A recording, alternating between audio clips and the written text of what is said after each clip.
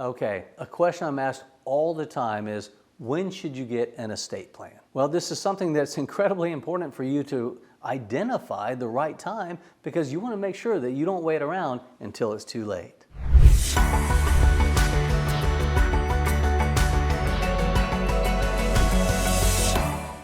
In this video, you'll learn the perfect time to establish an estate plan. You'll find out what happens if you don't have an estate plan. You'll see how the government may get involved in your estate plan. I'll show you how to assess your situation so that you can make good, informed decisions. I'll share with you the most compelling argument as to when you should get an estate plan. All right, when we're talking about when you should get an estate plan, let's focus on first things first. First thing I share with this, I can't tell you how often I say this each and every week, because it's basically how I begin every estate planning conversation and consultation, whatever it is, and the discussion about estate planning, is that we have to recognize everyone has an estate. Now, that may be news to you. You may say, I have an estate?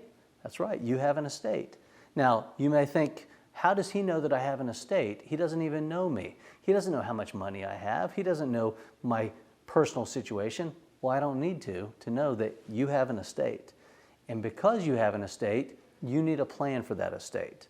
Now, simply put, it doesn't have to be overly complicated, but you need to have a plan, because if you don't have a plan, someone has one for you. That someone is the government. Now, sadly, for many people, they think, I'm just not going to worry about it. Well, someone's going to worry about it. Whether it's your family that you leave behind and you left no guidance, instructions, or advice on how you want things handled, or if it's the government that's coming in and saying, tell you what, you didn't leave any plans, we'll take it from here. Now, if that doesn't scare you, it certainly should. You've got to have an estate plan in place. That's the first thing we need to talk about. It's the foundation upon which we build. Okay, so when we talk about that firm foundation that we've got to build, that we do have an estate, as such we need an estate plan. What happens if you don't have one? Well, I'm glad you asked. You see, people ask me all the time, what happens if I just don't do this? I say, well, it doesn't mean that you're just going to get off scot-free. It means the government's going to come in. Well, how does the government come in? Are they seizing my assets? No, they're not seizing your assets. What they're doing is, it's essentially the government's trying to act in your best interest. They're saying if you didn't take the time, if you didn't put forth the effort to lay out a plan for who's going to receive your assets, something has to be done with those assets. How about we just tell you how they'll be distributed? And that's what they call the laws of intestate succession. You see, if you die without a plan, you die what's called intestate. Well, if you don't have a plan, the intestate succession laws will say, okay, for instance, we're going to leave it to your spouse. Well, what if you don't have a spouse? We're going to leave it to your parents. What if you don't have parents? They've already passed away. Then we'll leave it to your siblings. Oh, you don't have any siblings. Okay, well, it'll be left to your children. You don't have any children. Okay, well then, based on the laws of intestate succession, they'll continue moving in familial succession, by meaning your family. So what happens is they may say, okay, do you have a cousin? Do you have an aunt? Do you have an uncle?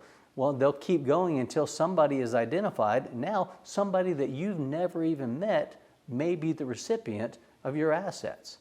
Now, for some people, they say, I don't care. I've already passed away. I'll be dead and gone. What difference does it make? Well, you're not working hard right now to build up assets, just have them go to somebody you've never even met before. You may want to leave assets to a charity, to your church, to your favorite cause, whatever that might be. Bottom line is, these are your assets. It's your estate. It needs to follow your plan for how those assets will be distributed. Well, when should we do this? Fact is, we don't know when our death is going to occur. Because we don't know that, we don't know when we need to have this plan set up. It would be ideal if we could say, well, tell you what, I know I'm going to die 1 year from now, so I better start getting my ducks in a row, starting to get everything in order, but that's not going to happen. So we've got to think about this. The only time that we know that it's not too late is to make sure that we take action right now. So when we talk about taking action right now, what does that mean? Well, for many people, it means a will.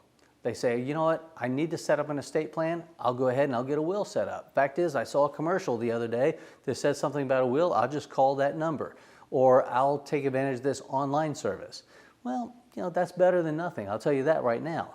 The challenge you have with setting up a will, however, is that a will is subject to the probate process. Well, you may be asking a question right now, what is probate?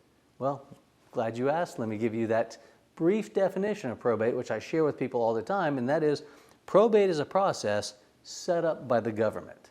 Now, once again, the government's getting involved. I said that if you didn't have a plan in place, the government was going to get involved. So you said, okay, fine, I don't want that to happen. Let me go ahead and set up a will. I got to keep the government out of this. Just when you thought they were out, they keep pulling you back in.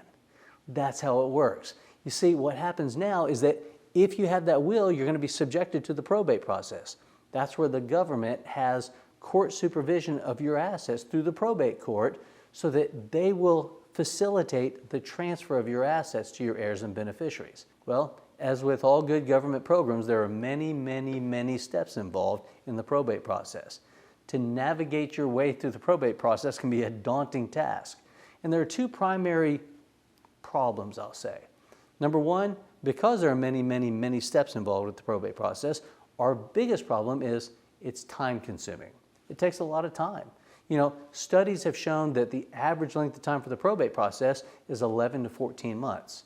Again, that's on average, so in fairness, there are some that are shorter than that, but there are some that are far longer. There have been situations where estates have been tied up in probate for decades. Well, that's not how you want your estate to be handled. Well, the other thing is that if you happen to own assets in multiple states, let's say that you have maybe a vacation home, or you just invested in a business that's in another state, or you just have assets that you may own in multiple states. Well, every state where you own assets, I deal with a lot of real estate investors. So they may say, you know what, I live in California, for instance, and real estate is too expensive for me to purchase many rental properties out in Malibu. It's not going to happen. So they say, okay, maybe I'll find more affordable markets. Maybe I'm going to find a market in the South, or maybe I'll find it, you know, up in some rural area where they want to have maybe some rentals just because they like going to that area. Well, if they don't have a plan for that, they'll end up having to go through probate in every one of those states. I have clients that own properties in a dozen or more states. They would end up having to go through probate in every single one of these estates if they didn't have a plan. You see, a will is better than nothing at all, but it also has some challenges when it comes to probate. See, you've got to understand information like this, and that's why we provide these videos. You know, we continually come out with new information on a regular basis, so you need to like and subscribe to this YouTube channel right now so that you are notified when we come out with this new information, because it's information that we have heard from our clients and heard from our students that tell us, here's what we need to know, and it's what you need to know as well.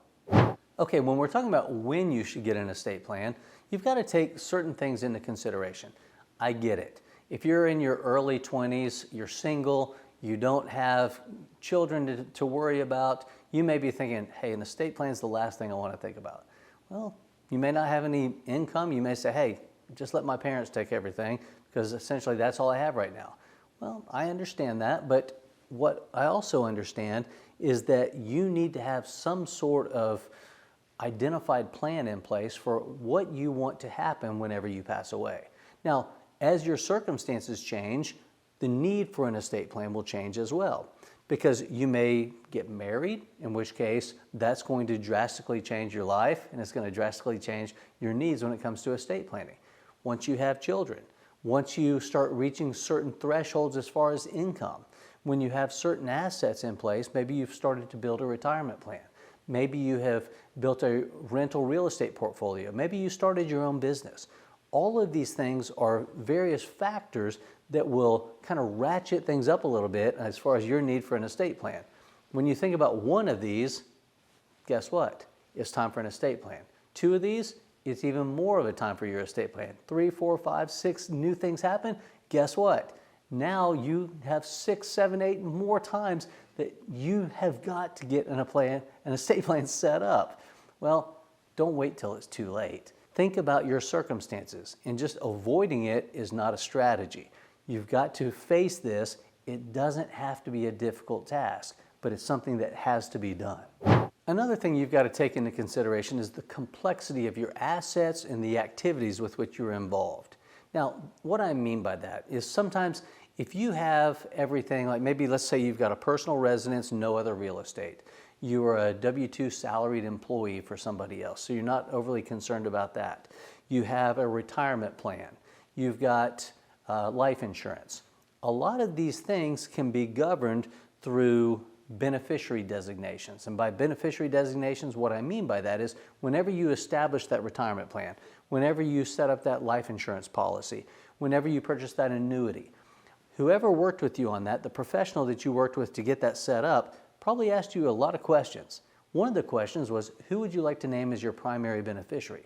That's who is going to receive those assets upon your death. Well, the good news for you is that that operates, by operation of law, that is transferred to them and is transferred outside of probate. So that's a good benefit. We talk about this in our work with various clients, explaining to them that there are certain assets that don't need to go into a trust, such as retirement accounts, such as insurance. However, you may want to have a contingent beneficiary that could be your trust if you have certain restrictions on these. Well, as you can see, the complexity of your estate will change over the course of your lifetime. And because of that, the need for an estate plan will continually increase, so you'll need a more complex estate plan if you have a more complex estate. At an absolute minimum, when should you get an estate plan? Right now. Don't put off till tomorrow what could be done today. Now, as the adage says, it's a whole lot better to have it and not need it than to need it and not have it. Well, that applies incredibly well here when we're talking about estate planning. It's better to get it set up, and then you can tweak it over the years. Sometimes people will say, I don't know how I want everything to be handled. That's fine, you can adjust it. That's why we use revocable living trust. If you want to change it, you want to make amendments, revisions, you're able to do that. Through a restated and amended trust, everything can be done. This is the type of information that we share with people all the time. And it's the type of information that I've included in my special mini course that I call Enlightened Estate Planning. And this is a very special course because of the information, but it's a very special gift that I have for you. Because you stuck with me throughout this whole video, I'm giving it to you free of charge. That's right, it costs you nothing. All you have to do is click the link below to access the incredible content contained in our Enlightened Estate Planning course. Just click the link below and you will gain access to that course and gain access to the information that you need to know to cover your assets. I'm JJ Childers. Thanks for watching.